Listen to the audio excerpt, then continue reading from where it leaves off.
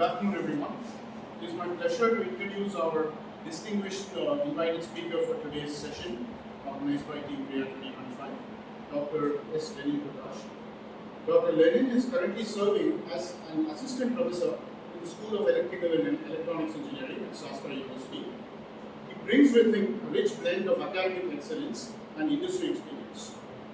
He received his BTech degree in Electrical and Electronics Engineering from the National Institute of Technology, Richmond, in 2004, followed by his ME from the College of Engineering, Guinea, in 2007, and earned his PhD from Anna University in 2017 under the prestigious National Doctoral Fellowship Award by AICTE.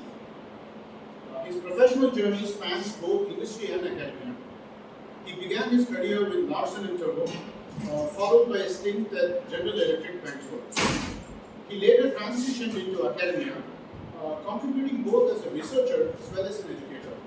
Dr. Lenin has successfully completed an MHRD funded R&D project, and his innovative contributions have resulted in 4 granted patents and over 10 patent filings in the domain of power electronics. In 2017, he joined GreenSyn Technologies, a leading EV company, as an R&D consultant. More recently, he has established an EMS facility and an electronic pre-compliance lab at Shastra University, with support from the Ministry of Heavy Industries. In 2023, he founded his own startup, Seek Green Technologies Private Limited, which has been awarded an SISF grant by the Government of India for developing a regenerative test system for battery testing. We are honored to have him with us today to share insights from his extensive work in power electronics and electric vehicle technologies. Please join me in welcoming Dr. Lenin.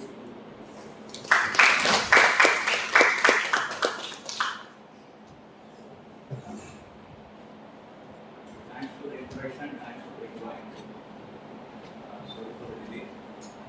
This will be my first presentation.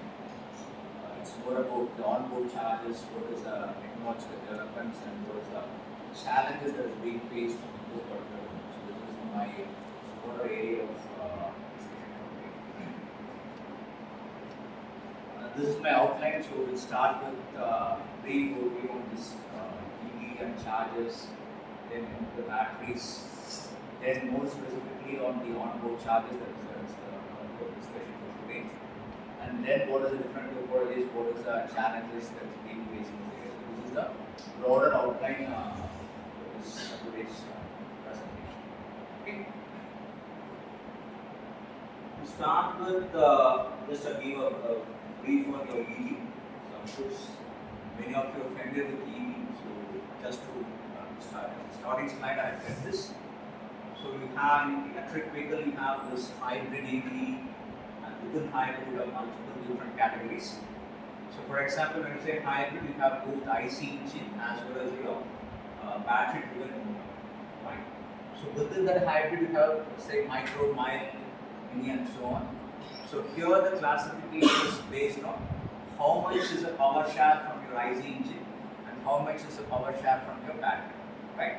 When you say full hybrid, that vehicle is capable of running independently without an IC engine.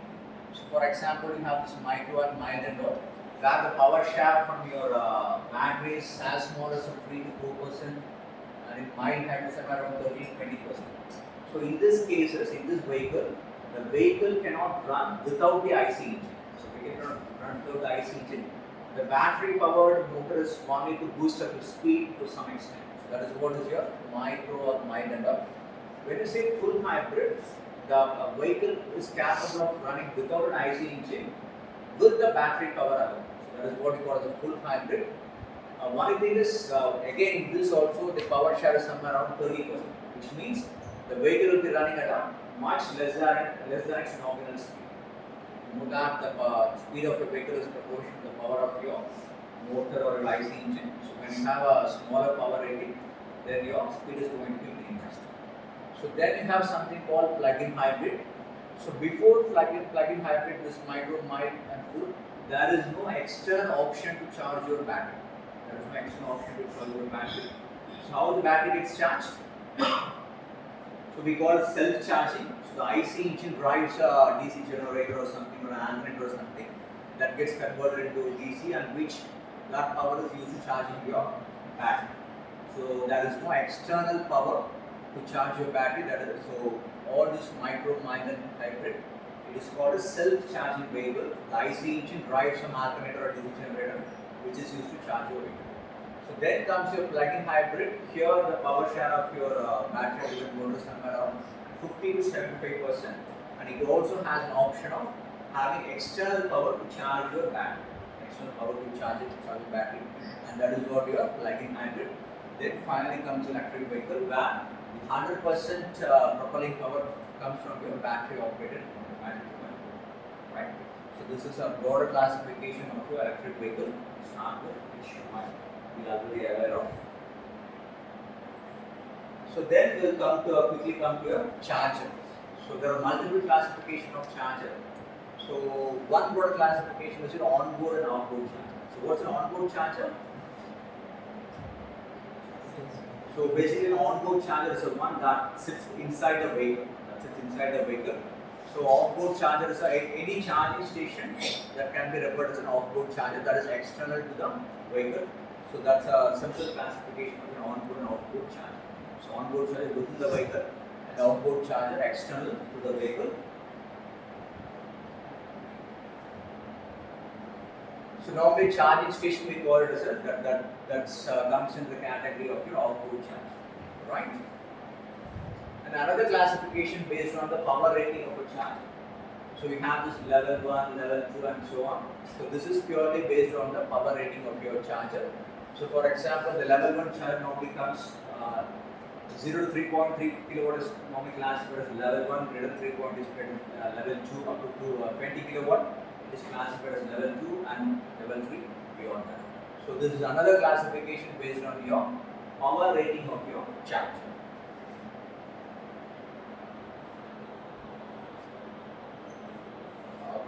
So normally the onboard charger, what is the power rating of an onboard charger? In any electric vehicle, considering a car, forget about a two-wheeler or something. So for electric cars, normally what is the power rating of an onboard charger? Anybody is using an EV car? So normally it is limited to 3.3 kilowatt, right? Why it is limited to 3.3 kilowatt? Why not 3 or why not 4 or 5? Why that's 3.3? So level 1 charger is a fast charger or a slow charger? Slow charger. So normally the onboard charger gets the power supply from a residential power outlet. So what is the power from a residential voltage and current for residential power outlet? It is single phase 230 volt, and what's the current? Maximum current from residential power outlet is limited to 16 amperes. Not only in India, mostly across the globe, that is limited to 16 amperes. Assuming your charger works in a unity power factor, if you do the 230 to 16 ampere, you will get that 3300. So that is why normally all the onboard chargers are limited to 3.3 kilowatt. The commercial power supply is how much? The residential power supply is limited to 16 ampere, and the commercial power supply is limited to single phase 32 ampere. So in some cases, there are onboard chargers, 95% is 3.3. So sometimes they give an option of 6.6 kilowatt or more as an onboard charger. So in general, the onboard charger is limited to 3.3 kilowatt. So the onboard charger gets a power supply from your external, say residential or some commercial outlet. Again, that is you might have heard about AC charging station and DC charging station. What is an AC charging station? It is simply an AC power outlet. With some protection mechanism and billing arrangement. So otherwise AC charging station is nothing but a AC power supply, AC power outlet. So the onboard charger can get an AC power either from your home or from AC charging station, or from a commercial outlet, or from an AC charging station, right? So then you have this outboard charger which you call it as a DC fast charging station. So the output of this DC fast charging station is directly connected to the battery of your vehicle. So if you look at this, so what is this EVSE? Have you heard this term EVSE? It is called as electric vehicle service circuit. Normally the fast charging station, the onboard charging station is generally called as EVSE. It refers to electric vehicle service circuit. So the fast charging station, so we have a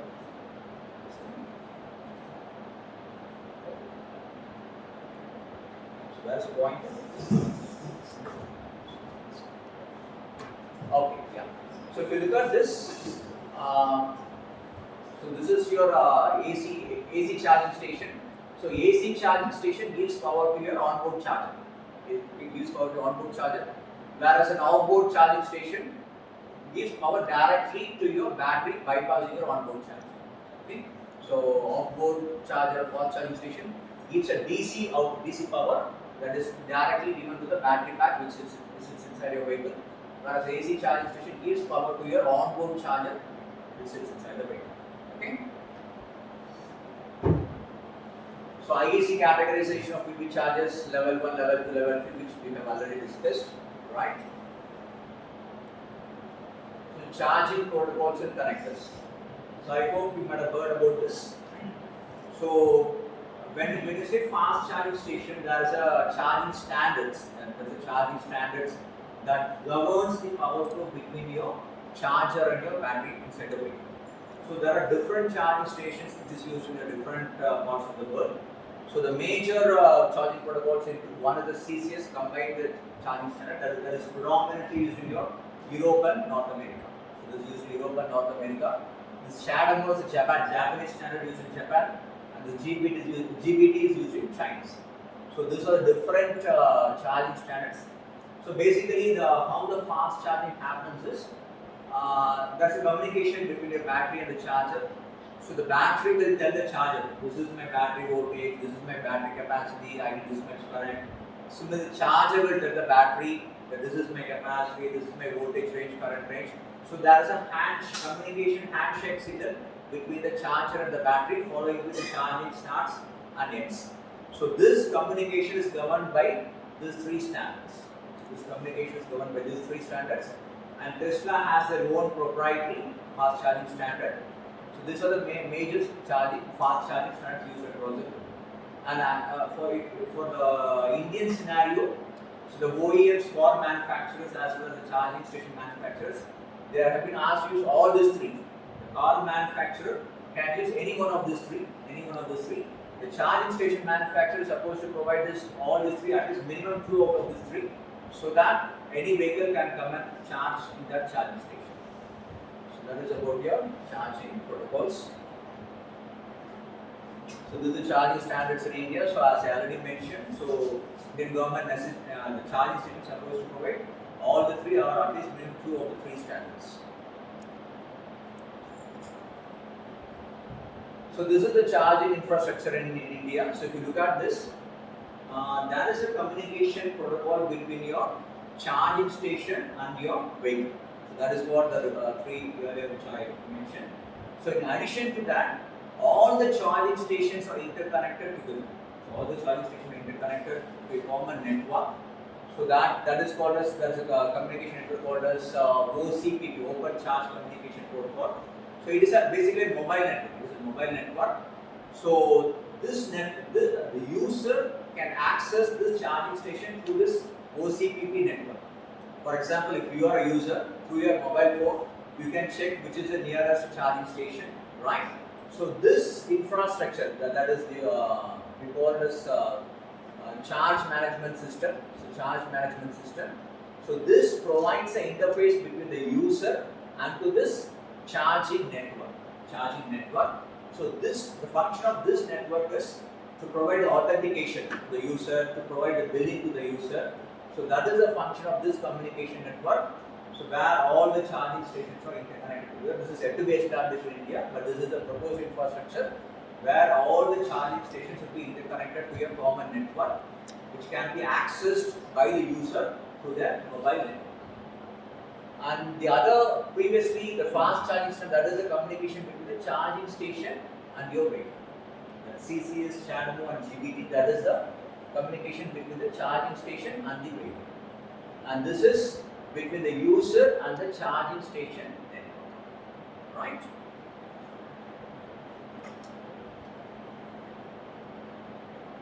So there is something called OCPP, Open Charge Communication Protocol. So that is the protocol used for interconnecting all your charging stations, right?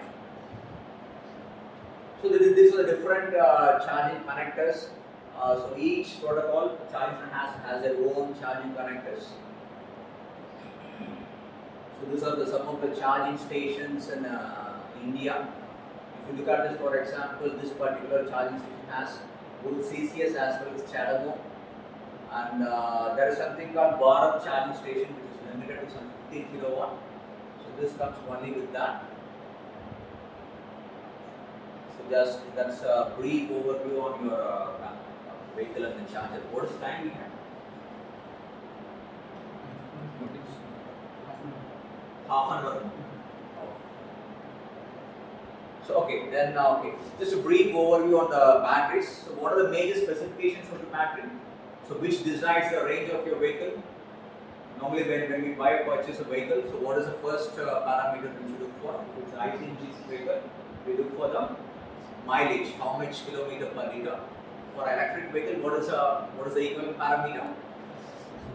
It is a range. What do you mean by range?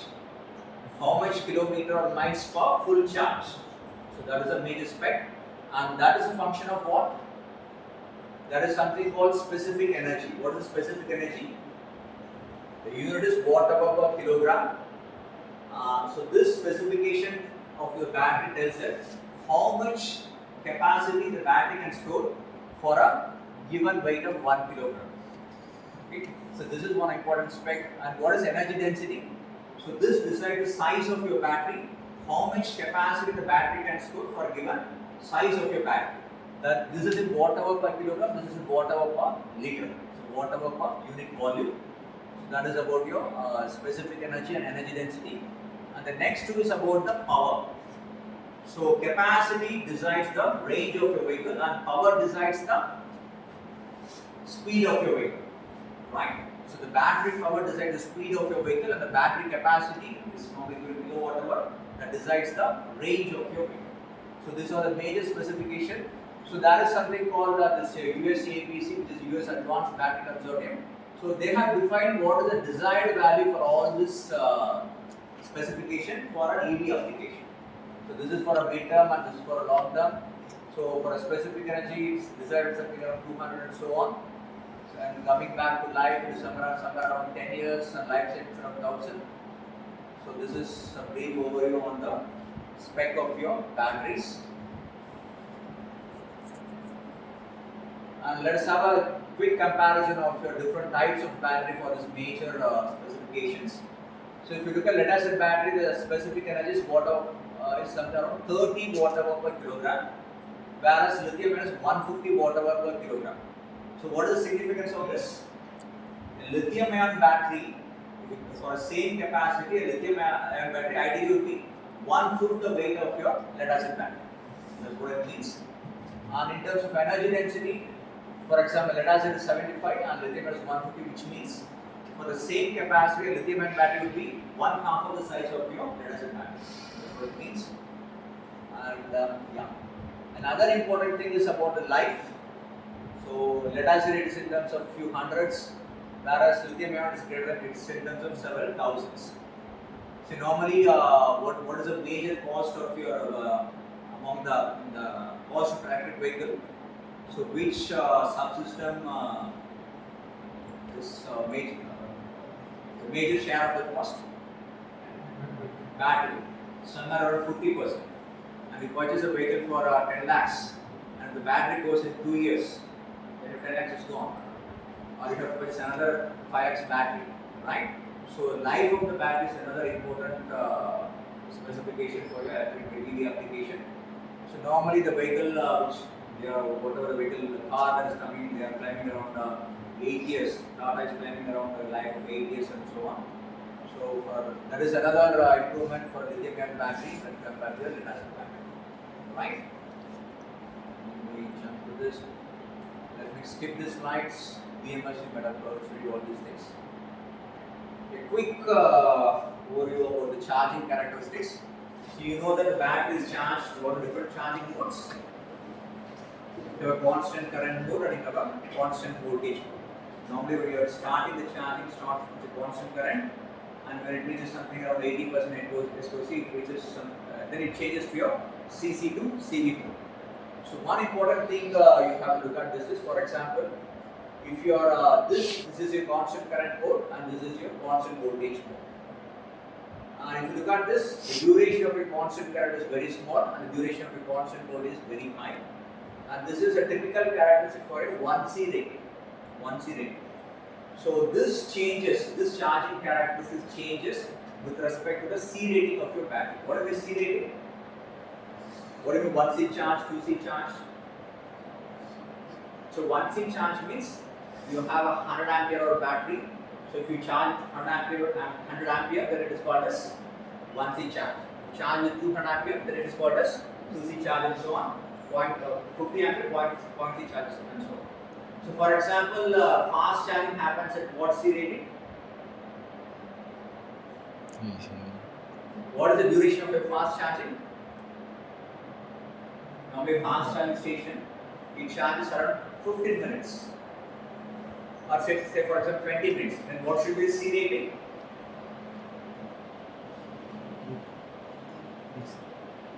How much? 3C. So for example, if you charge it at 1C, the battery will take 1 hour for full charge. 2C, 30 minutes for full charge. 0.5C, 2 hours for full charge. Right? So normally fast charging happens somewhere around 3C and lithium ion is capable of that. So then only you can charge the battery in 20 minutes. Normally fast charging happens up from 0% SOC to 80% SOC, which normally happens in 15 minutes. Right? So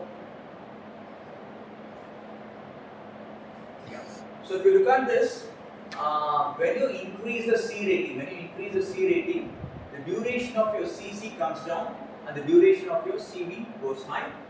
And when you bring down the C rating, the duration of your CC increases and the duration of your CV reduces. Right? So which means if you are using a charger, if you are using normally a charger, what is the power rating? What is the specification of a charger? Battery is mentioned in kilowatt hour and charger is mentioned in kilowatts or watts, right? For example, if you are charging using a 1 kilowatt hour battery, if you are using a 1 kilowatt charger to charge a 1 kilowatt hour battery, how much time it will take? Or let me put it this way. So you have a 3 kilowatt charger. Is it a fast charger or a slow charger?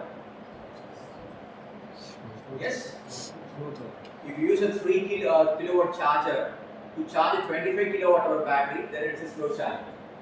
If you use a 3 kilowatt charger to charge a 1 kilowatt hour battery, then it is a fast charger.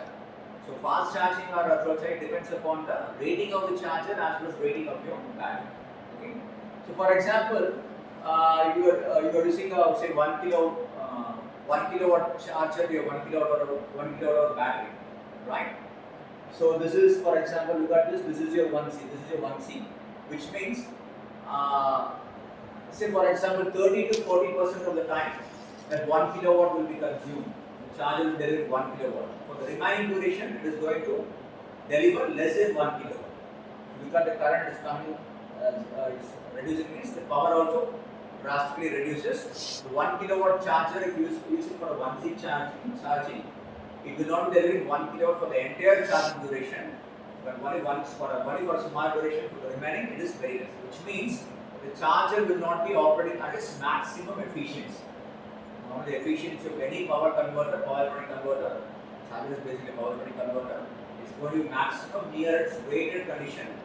So, which means for a 1C charge or less than 1C charge, the charger will not be operating at its maximum efficiency for a maximum duration of charging time. So that we need to keep in mind. So let's come to an onboard charger. So what are the major essential feature of an onboard charger? So what is the major requirement when you design an onboard charger? Of course, it has to be high efficiency. What else? Compactor. Since that is going to sit inside a vehicle, that has to be small in size, small in weight, which means, so there is something called power density. Just like for a battery you have an energy density, for a charger you have something called power density, which means how much power per unit volume, watts per inch cube or meter cube. So the onboard charger should have a high power density, high specific power, how much watts per kilogram. So it should have high power density, high specific power, high efficiency. Why efficiency is important for an onboard charger? Of course, higher efficiency, the energy required to charge the vehicle comes down, but minimizing energy bill. Apart from that, why efficiency is important to onboard charger than an outboard charger?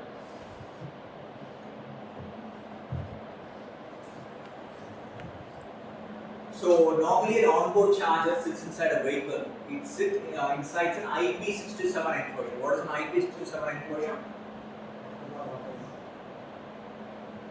So what is an IP? Yes. Internal protection. What protection? Ingress protection. It's a protection rating of an enclosure. It's protection rating of an enclosure. So it is called ingress protection. So protection against dust and protection against water. So the first two digits, 67, first digit represents the protection against your dust particle. So higher the number, smaller size of the dust particle. The second digit represents your protection against your sprinkling of water. So higher the number, smaller size of your water particles. So IP67 means it is a fully enclosed enclosure, protection against even small size of dust, as well as the enclosure is capable of working in a water immersible condition, right? So your charge, not only your charger, even battery also comes in IP67 enclosure, right? So your charger is fully packed in such a IP67 enclosure. So the heat generated within the charger has to be dissipated out. Then you need some thermal management mechanism. So the heat generated is a function of what? When I say 95% efficiency, what does it mean? 5% losses.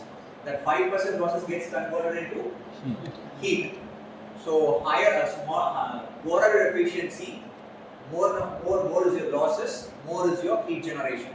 So more is your heat generation means your thermal management system or your cooling system becomes expensive, becomes complex, higher in size, higher in weight, and so on. So efficiency is important not only in your energy saving but also in minimizing your cooling requirement, minimizing your thermal management requirement.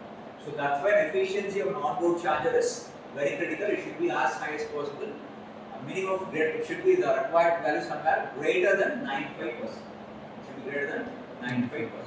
Whereas for outboard charger, it's not very critical. It can be of very big size and so on. You don't need IP67 enclosure for an offboard charger. Whereas for onboard charger, you need an IP67 enclosure. Hence, efficiency is very important for two reasons: one for energy saving, and another for less heat generation and less thermal management system. Right?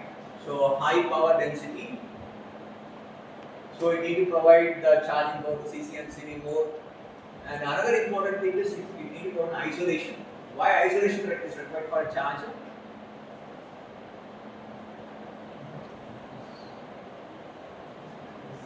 So for example, normally in an IC engine vehicle, the negative terminal of the battery is connected to the chassis of the vehicle.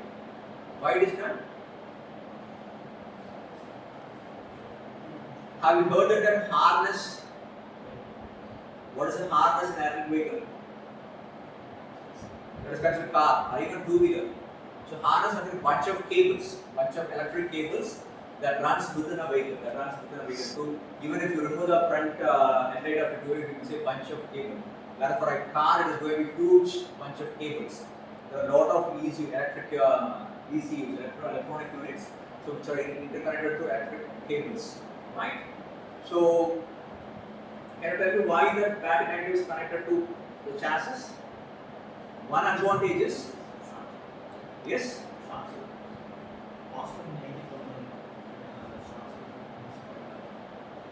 in regarding protection. So if you connect the negative to the chassis of the vehicle, so all the electronic models within the vehicle, you don't need to run a cable for the negative terminal from the electronic module to the battery negative. You can use the body, nearby body as a negative terminal. So the reason for connecting the negative terminal of the battery to the chassis of the vehicle is to minimize the harness, minimize the cabling required within a car or even a TV. Right? But whereas for electric vehicle, you don't connect the negative terminal of the battery to the chassis of the vehicle. Because the battery vehicle battery voltage is for a year, electric battery voltage is somewhere around. Because for India, it's still around 40 to 70 or something. But otherwise, it goes up to 400 to 500. So it is not safe to connect the negative terminal of the battery to the chassis of the vehicle. So it is not connected in an electric vehicle. One is an IC engine vehicle, one is 12 volt battery is negative terminal is connected to the chassis of the vehicle. So even then, due to some accident or for whatever reason, there is the insulation between the chassis of the vehicle and the negative or positive terminal of the battery. The insulation failure happens means then the body is connected to positive and negative, either positive or negative of your battery. So in such cases, when you are charging the vehicle, what will happen? So when the insulation between the battery terminals and the chassis body of the vehicle breaks down, and if you charge the battery in such a condition, if you touch the vehicle, you will get a shock. So that's why you need isolation between your input AC supply and the battery positive or negative supply. So normally charger comes with an isolated DC converter. So isolation is another key important for your onboard charger. Then as I already mentioned, the battery will communicate with your charger, so you need a communication capability. And I hope you understand what is UPF and harmonic compliance. The charger need to maintain a unity power factor, and it should draw a harmonic free current. The current drawn from the supply should be a pure sinusoidal. The harmonics measured in terms of THD, that is total harmonic distortion, which the permissible value is normally 5%. So the THD should be less than 5%. The power factor should be near unity or greater than 0.95. Then this EMI EMC compliance, high efficiency, high power density, capable of working in IP67 enclosure, minimum cooling requirements, and so on. Capable of working in a vibration conditions. These are the essential features of an onboard charger, right? So this is where the charger, onboard charger will sit. This is your motor, and this is where the battery is placed in the bed of your vehicle. Okay. This is the internal structure of an electric vehicle. This is a block diagram of a onboard charger or any charger. So basically you have three power stages. The first is your EMI filters, that is for your EMI EMC compliance. Second stage is your PFC rectifier. So this is responsible for maintaining unity power factor as well as THD less than 5%. You know the input is AC and the DC supply, so you need a rectifier. So this we call as a PFC rectifier. In addition to rectification, it takes care of two more functions. One is power factor correction, other one is harmonic correction. Then comes your isolated DC-DC converter. This is one of the major part, which takes care of delivering the required DC power to the battery. Then you have a controller which takes care of controlling your PFC rectifier, DC-DC converter, and also communicate with your battery. So this is the internal arrangement of your onboard charger, or even for off-board charger, this is thing also. Okay. Let's get this. So some of the major topologies that is used for onboard chargers. For example, you have PFC stage, you have an isolated DC converter stage. So for a PFC stage, there is a classic boost rectifier that is normally used. What's a boost rectifier? Simply a rectifier, normal full bridge rectifier followed by a boost converter. That is what we call as a boost rectifier. So use a boost rectifier if the power is limited to less than 1 kilowatt. Okay, you cannot use a PFC rectifier beyond 1 kilowatt. If you want to go beyond 1 kilowatt, normally you use what we call as a totem pole topology. It's also called as bridgeless topology. In isolate we have this half bridge LLC, full bridge LLC. We'll see what is this. Okay, majorly I'll focus on this because many things you might have studied somewhere or something, so let me focus on this switching part. Of course, this is very basic. This is very basic. So here, this is a simple DC source feeding some load, resistive load. We have a switch, and this is the switching characteristics. Okay. So the voltage, whatever is switching characteristics, that shows the switching current and switching voltage. So what will be the voltage around the switch when the switch is open? This VDC. When the switch is closed, it is 0. Similarly, current, when the switch is open, current is 0. When it is closed, the current is this V by this R. So this is the ideal switching characteristic when you switch a resistive load, the ideal switch, right? So here you have an actual characteristics. Maybe the switch, the load will not be a resistive, it will be inductor or something. What happens? The voltage, for example, when you close the switch, when the switch is open, this maximum voltage appears above the switch. But when you close the switch, it doesn't come to 0 instantaneously, but rather it slowly comes down like this. Similarly, current also not increases instantaneously like this, it increases in this fashion. So that is a turn on time. Similarly, that is a turn off time. So what is the implication of this? What is the consequence of this? Of course, there is a certain time for to turn on and turn off. That is one thing. Apart from that, what is the drawback or what is the major consequence of this? Do we have a switching loss here? So what is the switching loss? Switching voltage into switching current. So this is the switching time. This is the switching time. Both the switching voltage and switching current has a non-zero value. So power is nothing but V into I. Here also, this is the turn on losses. This is the turn off losses. There is a definite losses happening during your switching. During your any switch or a power electronic switch, there is a losses happening during your turn on or turn off. Okay. So this is a typical expression. So this is your turn on and this is your turn off. So this is your expression for your switching losses, which is given by what is TS, the entire switching period.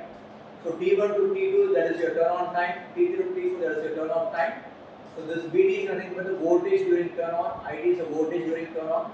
Similarly, this VD is voltage during turn off. This ID is voltage during current during turn off. So you have some. This is your switching losses. Okay. So if the switching frequency increases, what happens to switching losses? The switching frequency increases, what happens to switching losses?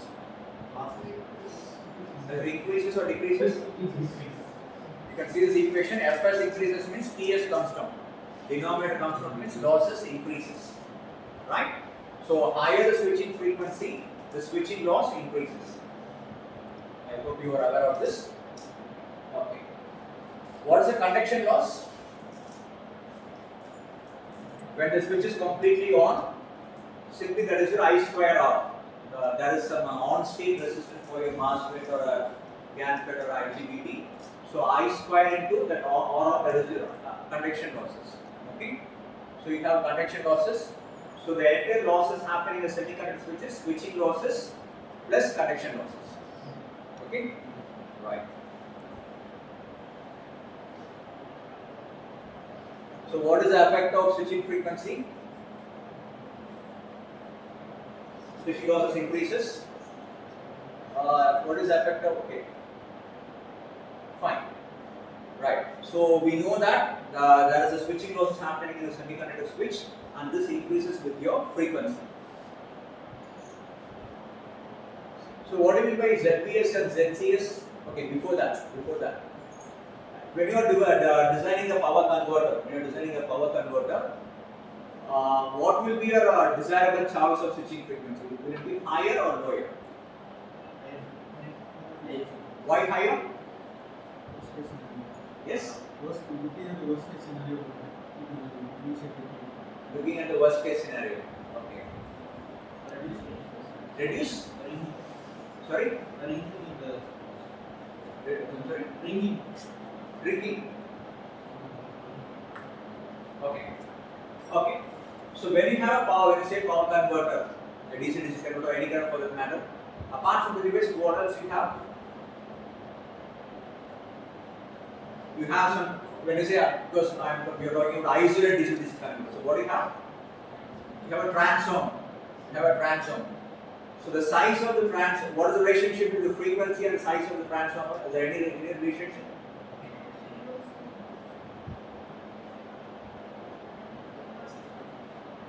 So higher the frequency, transformer size will be smaller. So you should recollect your EMF equation of your transformer. What is the EMF equation of your transformer? 4.44 phi into F into N. Right? Consider two cases. Case 1 is say 1000 volt, case 2 is also 1000 volt. One is 50 hertz, one is 5 kilohertz. Right? Same flux, everything. So what is the difference? What is the difference? E is equal to 4.44 F into phi into N. Right? E is different, E is same, flux is same, frequency alone is different. So what else has to change to match the voltage? The number of turns has to change. So higher the frequency, the smaller the number of turns in your transformer, which means amount of copper required is less. Size of the transformer is less. Size of the core which accommodates this copper winding, that also becomes less. So that is size reduces by 2 folds. Amount of copper reduces, the amount of core that need to accommodate this copper, that also reduces. So which is the bulkiest part in your charger or any DC converter? It's your transformer or your inductor. We want the charger or any converter has to be as small in size and as small in weight. So in which the bulkiest part is your transformer or your inductor. And ideally we want the transformer size to be as small as possible. Then we have to increase the frequency. But when you increase the frequency, the switching losses increases, which means efficiency comes down. So what is the solution? What is the solution? One solution is called as what is the optimum value? It's a optimum is other word of compromise. We want something in the best possible value of frequency and best possible value of size. That is what we call as optimum value of frequency. It is nothing but you compromising on both size as well as losses.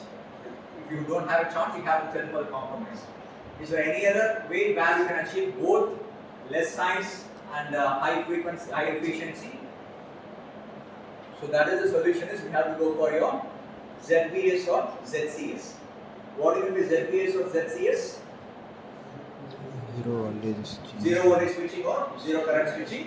So the name implies, zero voltage switching means when you switch the switch, when the voltage across the switch is zero, that is called zero voltage switching. When you switch, when the current to the device is, that is called zero current switching. Okay. So how to achieve the zero voltage switching or zero current switching?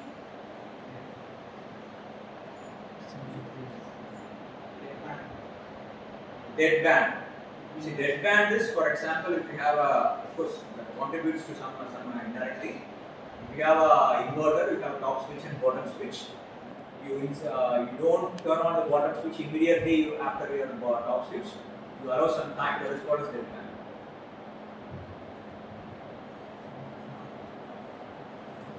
See, you might have heard about, everyone is from electrical background, I assume. So you have heard about circuit breaker. So when the current, whenever the breaker opens, what happens? Any switch opens, what happens? There is a, yes? Current? Of course, current surge. So when the switch opens, this is a fixed contact, this is a moving contact. When it opens, what happens between these two contacts? Yes, arc, sparking or arcing, right? So how does this arc quenches or arc this extinguishes? In a circuit breaker, during the current zero. When current zero will happen? In an AC cycle, we know it follows the sinusoidal pattern, so there is a natural current zero. So when the current zero happens, this arc is extinguished. That's what happens in a circuit breaker. But if it's a DC circuit breaker, in our case it's like a DC switch is breaking a DC voltage or DC current, not an AC current. So there is no natural current zero. So how to introduce a current zero? Yes? Commutation circuit, yeah. So we introduce something called resonant circuit, resonant tap circuit. For example, say you supply a DC voltage to a LC circuit. What is the waveform of your current? If you supply a DC voltage to a series combination of inductor and capacitor, what is the shape of your current?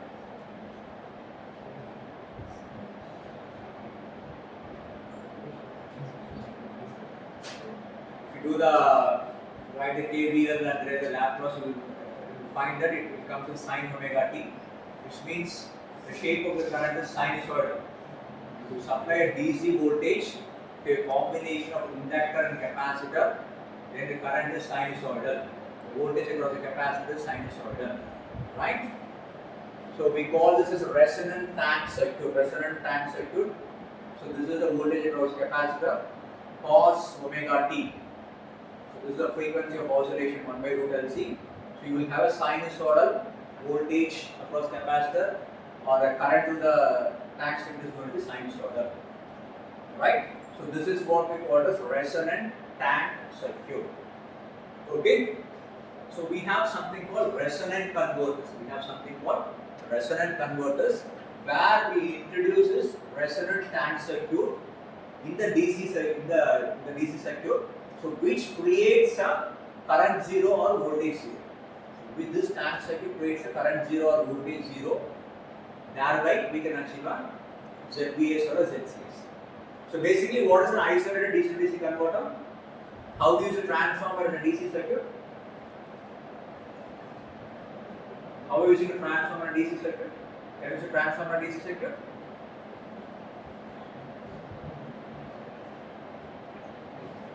So when you say isolated DC to DC converter, so basically, so the DC is converted into a high frequency AC. DC is converted to high frequency AC by means of an inverter. The output of the inverter is connected to a primary of the transformer. And the secondary transformer is connected to a rectifier. Then you get a DC output. So you have DC factor in high frequency inverter that converts DC to a high frequency AC. That is second factor transformer. Again, step up or step down high frequency AC converted back to DC by means of a rectifier. Right? So you between the inverter and the transformer, you introduce a tank circuit. Resonant tank circuit by means of your inductor and capacitor.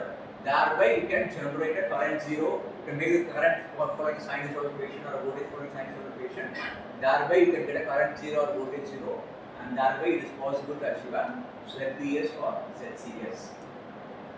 So when you can achieve a ZVS or ZCS, then you don't need to worry about your very good frequency. So you can increase the frequency to whatever possible value, so that you can reduce the size of your inductor or your transformer, right? So that is going to achieve the objective of high power density for your charger. At the same time, switching losses is ideally eliminated. Of course, you will not get 100% ZVS. So switching losses is greatly minimized. So if in the charger, what are the major losses? Consider the charger. One losses is happening in your power semiconductor devices. Another loss is happening in your transformer. These are the major losses, contribution of losses.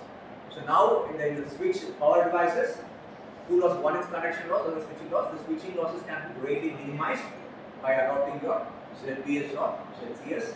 which can be achieved by using a resonant tank circuit, which is what done in a resonant converters. So there are different topologies within your resonant converters. So in all the topologies, this is the basic concept. Where is a resonant tank circuit to achieve a current 0 or voltage 0, thereby achieving your ZBS or ZCS, right? Okay, so these are the PFC topologies that cannot get into this much. So because of time, let me skip all these things and let me get into some other thing. So okay, one of the major topologies that is used for the charge onboard charger is what is called as LLC. What is LLC? The resonant tank consists of 2 inductors and 1 capacitor. So full bridge LLC means the front end inverter is a full bridge inverter. Similarly, you have a half bridge LLC, the front end inverter is a half bridge inverter, right? So let me skip all these things. Common design challenge in isolated DC-DC converter. Okay, so for example, for all these converters, it's not that you can go and purchase a transformer from a shop which is readily available. So you have to design a load transformer for your given specification. So 100% all the time it's a customized design. Okay. So when I say design of transformer, you will end up with the turns ratio, you will end up with the magnetizing inductance, you will end up with the leakage inductance, you will end up with the size of the conductor and all, right? So you have to choose a particular core size, you have to choose a particular bobbin size. So with that you have to proceed the design. At the end of the design, you will come with the n number of turns between the primary, secondary and so on. But when you start winding, you will find that the number of turns cannot be accommodated within that particular core. So that is called as accommodation issue, right? Then you have to redo the design, choose a higher size of core. Again do the design. So it is based on iterating method. It is an iterating method. Transformer design for any of the isolated DC to DC is basically iterating method. Not only in the design, analytical design part, also when you go for manufacturing, you might not settle with the actual transformer you want in the very first iteration. Okay. So LLC transformer, as I mentioned that there is 2 inductors. Normally we don't use physically we don't use 2 inductors. These 2 inductors is achieved by a single transformer. So the magnetizing inductance of the transformer acts as one inductor, and the leakage inductance of the transformer acts as another inductor. Okay. Normally the leakage inductance is a desirable phenomenon or undesirable phenomenon? Undesirable. A normal transformer, leakage inductance is a undesirable phenomenon. But you are exploiting that. You are exploiting the undesirable phenomenon in this LLC topology where the leakage inductance is used in an additional inductance required for your resonant tank. Okay.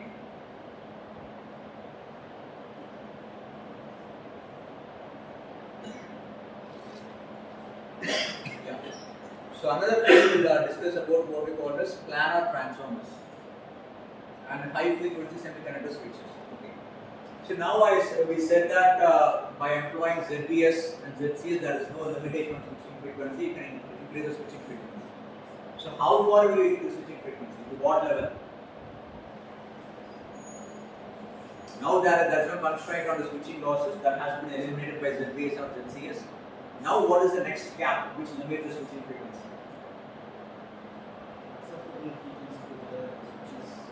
Yes? Very good. So the acceptable switching frequency of your device, MOSFET or GAN, IGB or whatever it is. Normally what is the maximum acceptable frequency for your silicon MOSFET? How many kilohertz?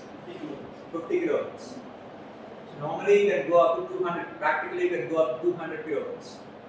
For a silicon MOSFET you can go up to 200 kilohertz. So then the cap is on your device that you are using. So any reduction in magnetics or transformer size is limited by the maximum permissible switching frequency of the silicon MOSFET, which is normally practically somewhere around 150 to 200 kilohertz. Right? So if you want to reduce further, what is the next solution? So you have to go for your high frequency semiconductor switches, and there is something called planar transformer. We'll discuss this. We'll try to finish in another 5 minutes. So what's a planar transformer?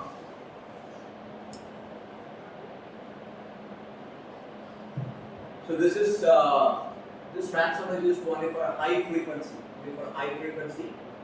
So in a conventional transformer, you have cores and you have winding. In a conventional transformer, you have a core and it's bound with the winding. So in a planar transformer, the winding is replaced by what we call as PCBs. The winding is replaced by a PCB, multi-layer PCB.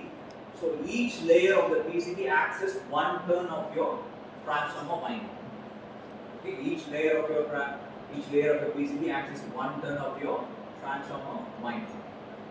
So you can reduce the size when you compare a conventional transformer and planar transformer. The size of this planar transformer is going to be even reduced when compared to a normal conventional transformer. So normally, what is the number of turns in your primary winding or secondary winding? So as the frequency increases, we just now discussed that number of turns is going to come down. It is coming down to as small as 10 turns or 1. For example, if 10:1 transformer, it's primary 10 turns, secondary 1 turn. The 10 turn winding can be replaced by a 10 layer PCB. As simple as that. So that is what is a planar. That is what is a planar transformer.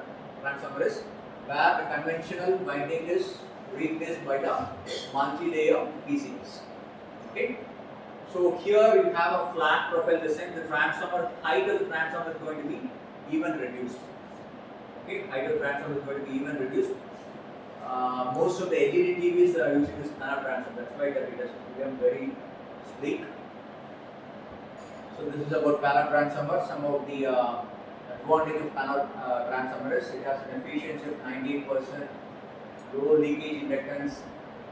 The thing is, when you are manufacturing a transformer in a larger scale, so with your design you will arrive at a specific magnetizing inductance and specific leakage inductance. Say 100 microhenry magnetizing inductance, 9.5 leakage inductance. You cannot, in reality, when you are manufacturing, you might not be able to achieve 9.5 microhenry leakage inductance, or even if you achieve that, you are manufacturing a 10,000 transformer on a single lot. All the 10,000 will not be having the same magnetizing inductance or same leakage inductance. So that's a repeatability issue. Whereas in case of a planar transformer, you can actually, the repeatability is extremely high. If you are doing a high volume manufacturing, all the transformers will have similar magnetizing inductance and similar leakage inductance. Okay? So that is another bigger advantage. Because whatever design you do, but actually the transformer, if that is not meeting your design, all your ZVs will not work, ZCS will not work. So that is another advantage of planar transformers. So it is available in 10 to 20 kilowatt power ratings, high efficient, high Q cooling, all those things. Look at this, 15 grams per 100 watts. That is P parameter, 15 grams per 100 watts. I will show some, and it can work up to 1 megahertz. It can work up to 1 megahertz. I will show some. So this is a 2.6 kilowatt planar transformer, and this is a 10 kilowatt planar transformer. Okay, this is up to 7.5 kilowatt, this is up to 3.5 kilowatt, and so on. We can hold a 15 kilowatt transformer in a hand. That's how a planar transformer is. That's smaller. That's how it's small, and that's how it is. That's why it is. So that is a advantage of having a planar transformer. I will show you some typical numbers. Look at this. So footprint of a 140 watt transformer is 24 mm by 20 mm, which is 2 centimeter. 24 by 2.4 centimeter, 2 centimeter. You can get a 140 watt transformer. I will show some other values for a higher power rating. So this is for a 5 kilowatt. This is for a 500 watts to 5 kilowatt. Look at the dimensions. Length is 80 to 120 mm, width is 60 to 90, height is 10 to 30. So with 12 centimeter 12 centimeter by 9 centimeter, less than your half scale, you can get a 5 kilowatt transformer. Imagine a 5 kilowatt 50 hertz power transformer, how much big it is, and compare the same of your planar transformer. That's what it is. So that is what is your planar transformers. Okay. Another thing about the wide bandgap devices. So this planar transformer can work up to 1 megahertz, but if you use silicon MOSFET, you cannot go beyond 200 kilohertz. So then comes your wide bandgap device, that is your GaN FET or silicon MOSFET. So what's the major difference? Yeah, here is a major difference. So the why that high frequency is possible? That is because of the bandgap. That's not very good physics. Let's look at the major advantages of this GaN FET and silicon carbide MOSFETs. So switching frequency can go up to few megahertz. It can go up to few megahertz. GaN FET, silicon MOSFET up to some 350 or 500 kilohertz. What is the other major advantages? For silicon MOSFET, the on-state resistance is hundreds of milliohms. This on-state resistance decides what? Your conduction losses. Whereas for silicon MOSFET, this is in tens of milliohms, which means the conduction losses is greatly reduced. And there is something called reverse recovery time. And this is your turn-off time. So turn-off time is in the order of microseconds. Here it's in the order of nanoseconds. So lower your turn-off time, lower your turn-off losses or switching losses. So switching losses is also reduced, conduction loss is also reduced, and at the same time it can also go up to higher switching frequency. That is why there is an advantage of GaN FET or SiC. So along with your GaN FET or SiC MOSFET and along with your planar transformer, you can reduce the size of your charger to your size and weight of your charger to a greater extent, as well as enhance your efficiency of your charger to your better extent. Right? So enable to increase efficiency and so on. Yeah. So another important this I'll conclude. Important thing for chargers is your thermal management. Thermal management. Even though you are having a 95% efficiency or 96% efficiency, since it sits inside IP67 enclosure, you need some kind of forced cooling. Normally it is a liquid cooling. Liquid cooling is have a liquid flow, liquid coolant flow, that may be water or some other coolant, or it's a forced air, right? So thermal management. So charger design development is a 50% power electronic engineers work, and another 50% is a thermal engineers work. So that makes important as a thermal management thing. So all the charges sit inside a IP67 enclosure. This is one is a water liquid coolant inlet, the other one is a liquid coolant outlet. So this is how a on-board charger is like. So this is a typical 6.6 kilowatt EV charger with the integrated liquid cold plate. So this cold plate requires a inlet liquid and outlet liquid. Yeah. So with this, let me conclude. If you have any questions? You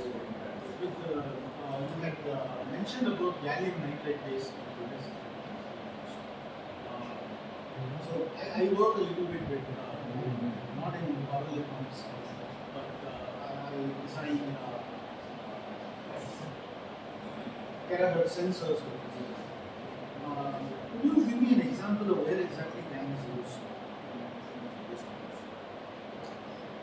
See, you consider a device fabrication, transistor, whatever it is. So if you recollect that, so it starts with a silicon wafer. And it goes a lot of process. So when I say GaN, other than silicon, what are the different other wafers? You have silicon, you have gallium arsenide, you have silicon carbide, you have gallium nitride. So I'm not sure if I am able to answer the question for you. You are asking where gallium nitride is used. So in our case, we are using for high frequency applications. Why we are using high frequency applications is it reduces the switching losses and so on. You are asking where is it for sensors? No, I'm saying when you say that you are reducing the switching losses, are we talking about an HPT kind of structure? Are we talking about a high electron mobility kind of device? See, when you say wide bandgap, what does wide bandgap means? What is a bandgap basically? The amount of energy required to Between the conduction band to valence band to conduction band, right? So here, for GAN fields, I remember somewhere around 3 volts. So normally the remains 1.1 electron volt is something around 3 electron volt, right? So what is the significance of this wide bandgap? How we use it for higher power? Higher voltage, yeah. Higher voltage, of course, higher power. Again, I mean, why? The question is why is it used, right? Kind of, yes. See, higher bandgap results in higher voltage handling capability and higher power transfer capability. And in this particular case, when it is used for your switching device, it results in small reverse recovery time. For example, when the switch transfers from on state to off state, right? In on state to off state, there is a reverse current flow, which we call as a reverse saturation current and so on. There is a specific time for the switch to regain its off state from your on state. So that is what is your reverse recovery time. So that time is a function of your band gap. And that is small in this both in silicon carbide as well as your GaN FET. That smaller time means your switching time is less. So switching time is a function of your reverse. Switching time is both turn on time as well as turn off time. Turn off time is a function of your reverse recovery time. So if you consider turn on and turn off will be greater than turn on, right? So because of your higher bandwidth, this reverse recovery time reduces, which makes it more suitable for your power electronic switching application. So, say, technology what you have to do is applicability for